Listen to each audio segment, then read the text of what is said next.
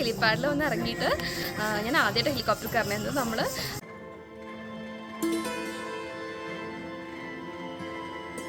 Hello, welcome to my another vlog.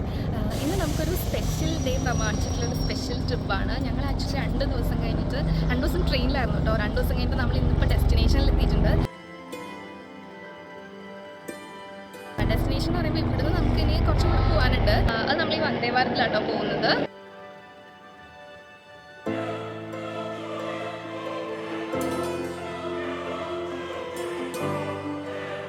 നമ്മൾ വന്ദേ ഭാരതിലാണ് പോകുന്നതെന്ന് പറഞ്ഞല്ലോ. അപ്പം ഈ വണ്ടിയാണ് കേട്ടോ. അപ്പോൾ ഇതിൻ്റെ പ്രത്യേകത എന്താണെന്ന് വെച്ച് കഴിഞ്ഞാൽ ഇത് നമ്മൾ USBL എന്ന് പറയുന്ന ഉദ്ധംപൂർ ശ്രീനഗർ ബാരാമുള്ള എന്ന് പറയുന്ന ലേയിലൂടെയാണ് പോകുന്നത്. ആൻഡ് നമുക്ക് ഇതിലൂടെ പോകുമ്പോൾ ചെനാബ് ബ്രിഡ്ജ് കാണാൻ പറ്റും.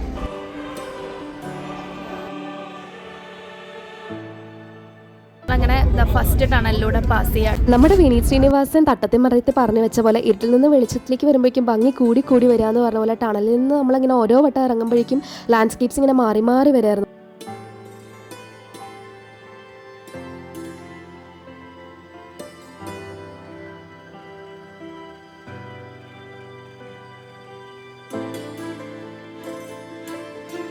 ഫൈനലി നമ്മുടെ ഡെസ്റ്റിനേഷൻ എത്തി, ശ്രീനഗർ. നമ്മൾ 3 hours വന്ദേ ഭാരത് ട്രെയിനിലായിരുന്നു. അങ്ങനെ 3 hours ശേഷം നമ്മൾ കത്രയിൽ നിന്ന് ശ്രീനഗറിലേക്ക് എത്തിയിട്ടുണ്ട്.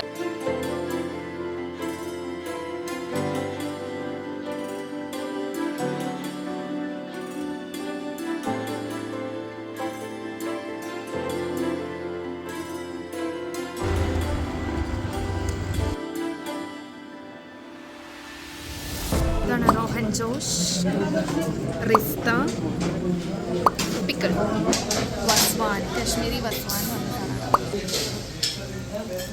കാശ്മീരി റൈസ്.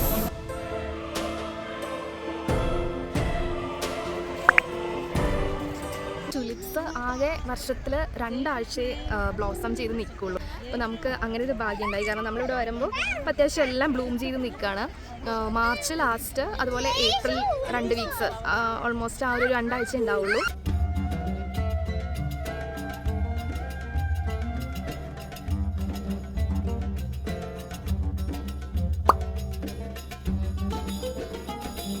कोयला चारकोल, ये होता है कहवा. इसमें होते हैं 11 मसाले, इलायची, दालचीनी, केसर, लौंग, काली मिर्च, जंजबील, तेज़पत्ता, मोलाची, गुलाबशाह and also put in honey, your sugar. This means कहवा. इस कहवा में मीठे के लिए हनी होता है, saffron. What is the product of Iran? നമ്മളിപ്പോൾ ജസ്റ്റ് കാശ്മീരി കഹ്വ ട്രൈ ചെയ്തു. കൂടെ അവർ പെയർ ചെയ്ത് കഴിക്കാൻ പറയുന്നത് ഈ ഒരു ബിസ്ക്കറ്റ്സ് ആണ്. ഇങ്ങനെ ഒരു കംപ്ലീറ്റ് ഒരു സർക്കിൾ ഷേപ്പിൽ ഇത് തന്തൂറിലാണ് ചെയ്തെടുക്കുന്നതെന്ന് പറഞ്ഞത്. ഇതിൻ്റെ പേര് ഷിർമൽ എന്നാണ്. പിന്നെ ഈ ഒരു ഇതെന്ന് പറയുന്നത് ഇവിടുത്തെ കാശ്മീരി കുക്കീസാണ്. ഇവിടെ നമ്മൾ ഈ പല സ്ഥലത്ത് കാണാം കേട്ടോ. ഇതാണെങ്കിൽ നമ്മുടെ കോക്കനട്ട് ബർഫി ഇല്ലേ, തേങ്ങാപ്പീരയൊക്കെ വരുന്ന ഒരു ടേസ്റ്റാണ്. ഇതാണെങ്കിൽ സ്വീറ്റാണ്.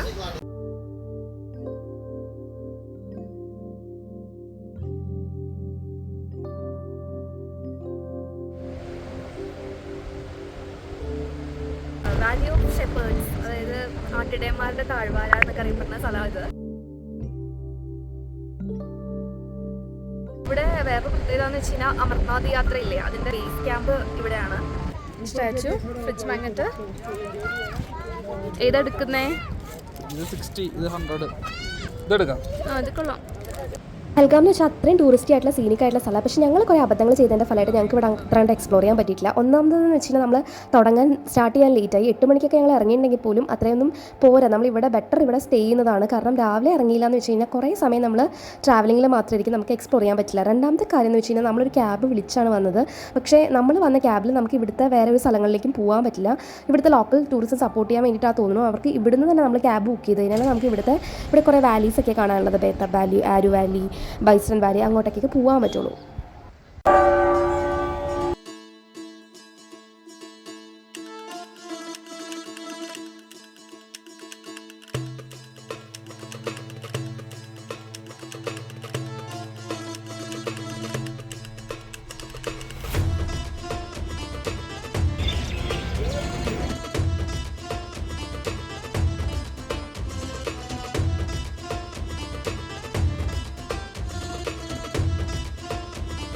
ഗുൽമാർഗിൽ പോണ വഴി നമ്മളൊന്ന് ഏറ്റവും കയറാൻ വേണ്ടി വണ്ടി സൈഡാക്കിയത്. അപ്പോൾ ഈ ഒരു ആർമി ഓഫീസർ വന്നിട്ട് നമ്മുടെ ആർ യു ഫ്രം സൗത്ത് എന്ന് ചോദിച്ചു. അപ്പോൾ നമ്മൾ കേരളൈറ്റ് ആണെന്ന് പറഞ്ഞപ്പോഴേക്കും ആൾ നാട്ടിലെവിടെയാണ് നമ്മൾ ശരിക്കും വണ്ടർ അടിച്ചു പോയി. അപ്പോൾ ആളുടെ കേരള കണക്ഷൻ എന്താണെന്ന് വെച്ച് കഴിഞ്ഞാൽ ആൾ ഇവിടുത്തെ തന്നെ ഒരു സിറ്റിസൺ ആണ്, പക്ഷേ ആൾ കേരളത്തിൽ പഠിച്ചിട്ടുണ്ട്. നമ്മുടെ സെൻട്രൽ യൂണിവേഴ്സിറ്റി കേരള, അതായത് കാസർഗോഡാണ് പഠിച്ചതാണ് അത്രേ.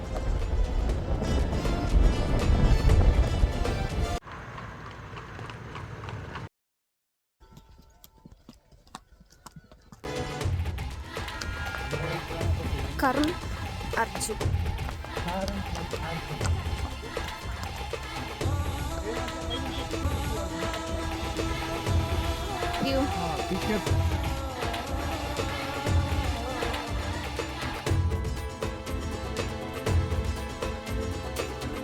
ഇപ്പം നമ്മൾ ഫേസ് 1 ക്യൂ നിൽക്കുന്നത്, അതായത് ഗുൽമാർഗിൽ നിന്ന് കൊണ്ടോരി എന്ന് പറഞ്ഞ സ്ഥലം വരെയാണ് ഫേസ് 1.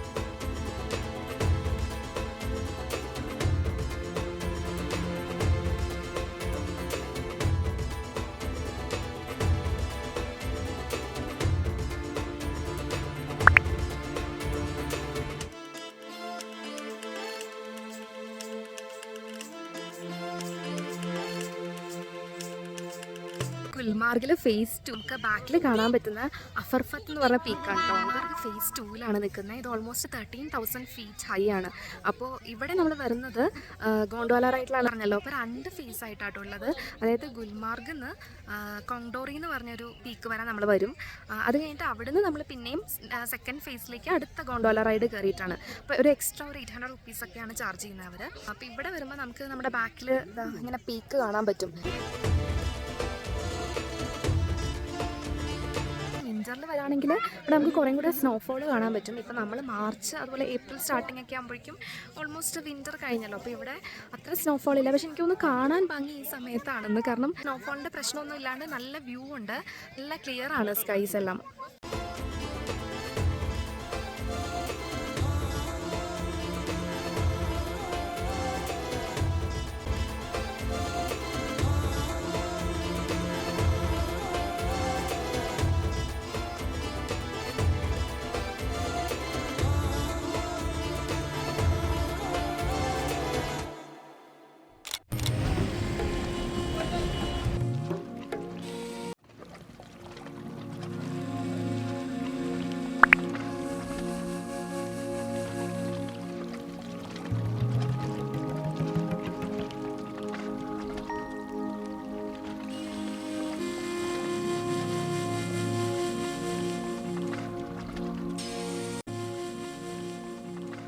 ഇന്ന് നമ്മൾ സൈറ്റ് സീയിങ്ങിന് ഇറങ്ങിയത് 2 ആളും മാത്രമല്ല, ഒരാൾ കൂടെ ഉണ്ട്. ഇതാണ് കിറ്റി, അച്ഛൻ്റെ കസിൻ ആട്ടോ, doctor Kavya Soumya.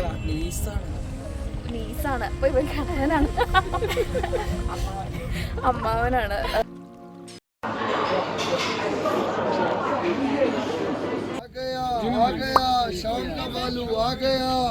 ബാർഗെനിങ്ങിന്റെ master class. बेटा ये फाइनल प्राइस ही चला बेटा, थक गया उसी फाइनल वो फुल डिस्काउंट करेंगे.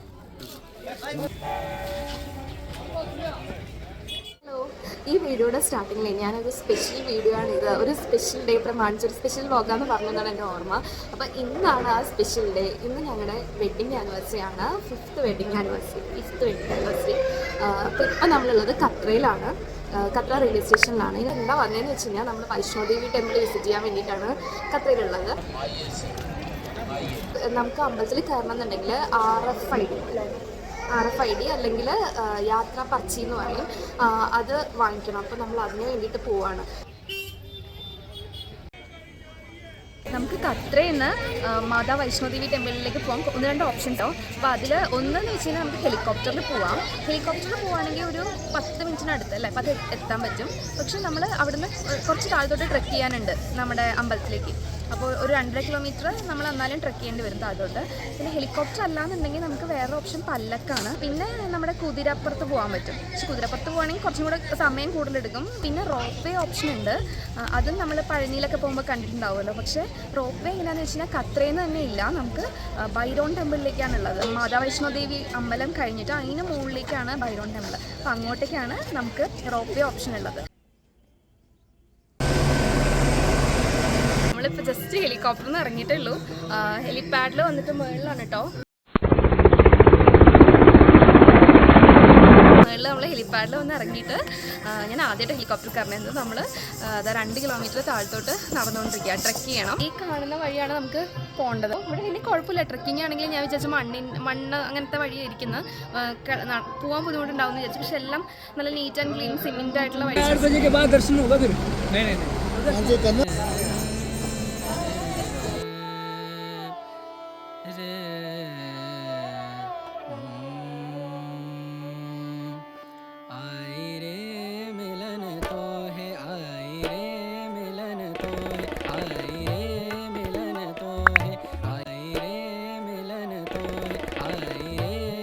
ഇന്നലെ നമ്മൾ ട്രെക്കിംഗ് കഴിഞ്ഞിട്ട് ഇവിടെ അദ്കുവാരി എന്ന് പറഞ്ഞ സ്ഥലമുണ്ട്, അദ്കുവാരി.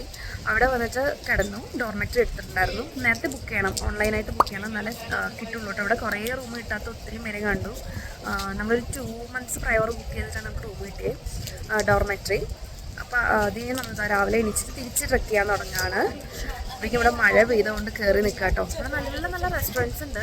ടൗണിലൊക്കെ കാണുന്ന മാതിരി കുറച്ച് നല്ല വൃത്തിയിലും ഒരുപാട് മക്ഡൊണാൾഡ്സിൻ്റെയും അങ്ങനെ വലിയ വലിയ ജോയിൻസിൻ്റെയും എല്ലാ ഔട്ട്ലെറ്റ്സ് ഉണ്ട്. പക്ഷെ എല്ലാം വെജായിരിക്കും, വെജിറ്റേറിയൻ ഫുഡ് മാത്രമേ ഉള്ളൂ. അമ്പലമാണല്ലോ, അമ്പലത്തിൻ്റെ പ്രിമൈസ് ആണല്ലോ. അതുകൊണ്ട് ഇപ്പോൾ ഞങ്ങൾ നിൽക്കുന്ന സ്ഥലം കാണിച്ചു തരാം കേട്ടോ.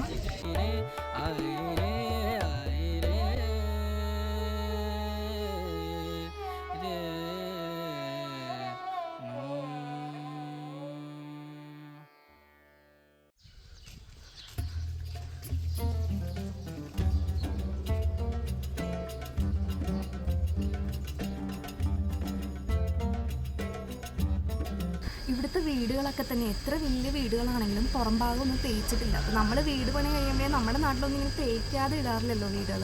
അപ്പോൾ ഞാനത് എന്താണെന്ന് പറഞ്ഞ് ഇവിടെ ഇങ്ങനെ അന്വേഷിച്ചിട്ടാണ് ഇവർ പറയുന്നത്. ഒന്നാമത് ഇവർക്ക് തണുപ്പാണ്, നല്ല ജമ്മു കാശ്മീർ ശ്രീനഗറൊക്കെ നല്ല തണുപ്പാണല്ലോ. അപ്പോൾ ഈ തണുപ്പുള്ള സ്ഥലങ്ങളിൽ തേച്ച് കഴിഞ്ഞ് കഴിഞ്ഞാൽ ഒന്നാമത് സിമെൻറ്റ് ആകുമ്പോൾ നമുക്കറിയില്ല, തണുപ്പ് നന്നായിട്ട് നിൽക്കും. അപ്പോൾ അതിന് ഇൻസുലേഷൻ ഇല്ലാത്തതുകൊണ്ട് തന്നെയാണ് അവർ തേക്കാൻ നോക്കാത്ത ഒരു കാര്യം. അപ്പോൾ അതുകൊണ്ട് തന്നെ ബ്രിക്സ് ആകുമ്പം കുറച്ചും കൂടെ ഉള്ളിലോട്ട് ചൂട് കിട്ടുമെന്നാണ് പറയുന്നത്. പിന്നെ വേറൊരു കാര്യം എന്താണെന്ന് വെച്ച് കഴിഞ്ഞാൽ ഇവിടെ ഈ എർത്ത് ക്വേക്സ് ഉണ്ടാകുന്ന അതിനുള്ള സോണാണ് ഇവിടെ, സിസ്മിക് സോണാണ്. എർത്ത് ക്വേക്സ് ഉണ്ടാവാറുണ്ട്. അപ്പോൾ അതും ഒരു കാര്യമാണ്. അത്ര വിള്ളൽ വീഴും. നമ്മൾ തേച്ച് കഴിഞ്ഞാൽ പുറത്തുള്ള ഭാഗത്തൊക്കെ വേഗം വിള്ളൽ വീഴാനുള്ള ചാൻസ് ഉണ്ട്. മാലാട്ടുന്നത് എന്തിനാ മാലാട്ടുന്നേ?